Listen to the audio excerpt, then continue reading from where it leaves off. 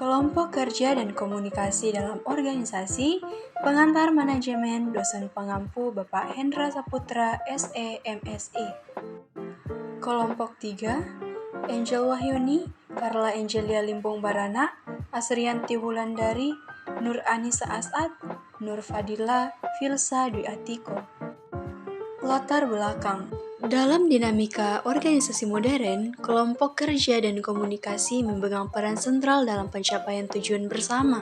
Evolusi struktur organisasi dari model hierarkis yang kaku menuju sistem yang lebih terdesentralisasi telah menggarisbawahi pentingnya kolaborasi antar individu dalam suatu entitas kerja. Teori-teori manajemen mulai dari konsep motivasi hingga kepemimpinan telah membantu memahami bagaimana membentuk, memotivasi, dan mengarahkan kelompok kerja untuk mencapai kinerja optimal. Definisi. Pertama, kelompok kerja. Kelompok kerja adalah entitas sosial dalam suatu organisasi yang terdiri dari sejumlah individu yang bekerja sama untuk mencapai tujuan tertentu. Kedua, komunikasi dalam organisasi. Komunikasi dalam organisasi adalah proses saling bertukar informasi, ide, gagasan, dan emosi di antara individu atau kelompok yang terlibat dalam suatu entitas kerja. Fungsi kelompok kerja. Pertama, meningkatkan produktivitas. Kedua, peningkatan kreativitas dan inovasi. Ketiga, pendorong pengambilan keputusan yang baik. Yang keempat, mendukung aspek sosial dan emosional. Kelima, pembelajaran dan pertumbuhan individu. Dan yang keenam, perbaikan kualitas dukungan. Tahapan pembentukan kelompok kerja. Pertama, tahap pembentukan atau forming. Pada tahap ini, anggota kelompok baru berkumpul dan mulai mengenal satu sama lain. Kedua, tahap konflik atau storming. Tahap ini seringkali ditandai dengan munculnya konflik atau ketegangan dalam kelompok. Ketiga, tahap normalisasi atau norming. Pada tahap ini, kelompok mulai menetapkan norma, nilai, dan aturan yang dapat diterima oleh semua anggota. Keempat, tahap kinerja atau performing. Di tahap ini, kelompok telah mencapai tingkat kematangan di mana anggota berkolaborasi secara efektif. Kelima, tahap pembubaran atau adjourning. Jika tujuan awal kelompok telah tercapai atau proyek sudah selesai, kelompok memasuki tahap pembubaran. Peran dalam kelompok kerja. Pertama, pemimpin merupakan individu yang mengarahkan, mengkoordinasi, dan menginspirasi anggota kelompok untuk mencapai tujuan bersama. Kedua, pelaksana tugas merupakan individu yang fokus pada tugas-tugas utama yang diberikan kepada kelompok. Ketiga, pencari solusi. Individu ini cenderung memiliki tantangan yang muncul di dalam kelompok. Keempat, pengumpul informasi merupakan individu yang berfokus pada mencari informasi yang relevan dan diperlukan untuk keberhasilan tugas kelompok. Kelima, pembuat keputusan. Individu yang membuat peran dalam mengambil keputusan berdasarkan informasi yang dikumpulkan oleh anggota kelompok. Jenis-jenis komunikasi dalam organisasi. Pertama, komunikasi formal. Jenis komunikasi ini mengikuti struktur dan hierarki yang ditetapkan dalam organisasi. Kedua, komunikasi informal. Jenis komunikasi ini tidak terikat pada struktur formal organisasi dan seringkali terjadi di luar saluran resmi. Ketiga, komunikasi vertikal. Jenis komunikasi ini terjadi antara tingkatan hierarki yang berbeda dalam organisasi. Keempat, komunikasi horizontal.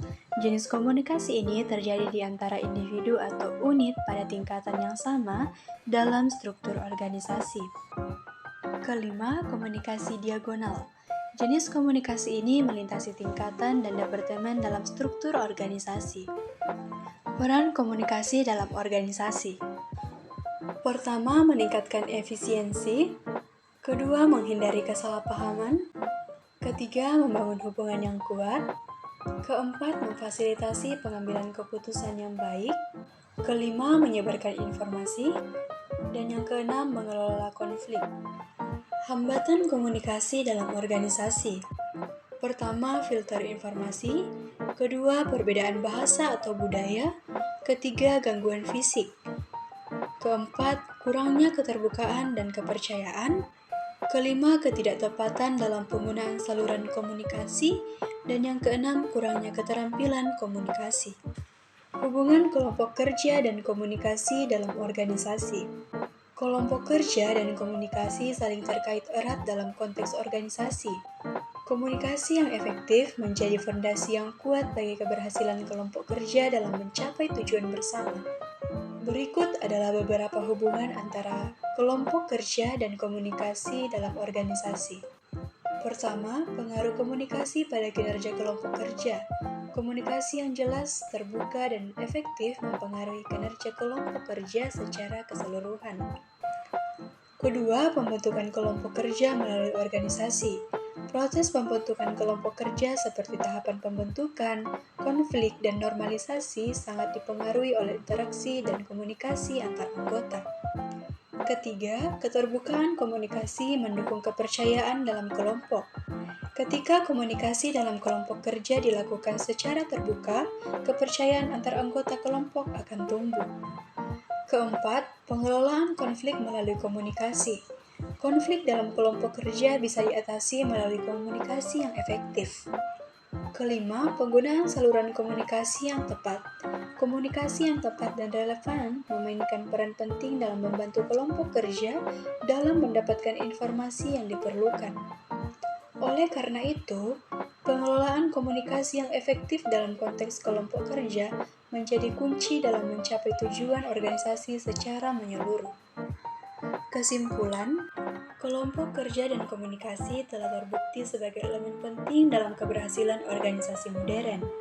Keberadaan kelompok kerja yang efektif didukung oleh komunikasi yang baik mampu meningkatkan produktivitas, kreativitas, dan kinerja keseluruhan.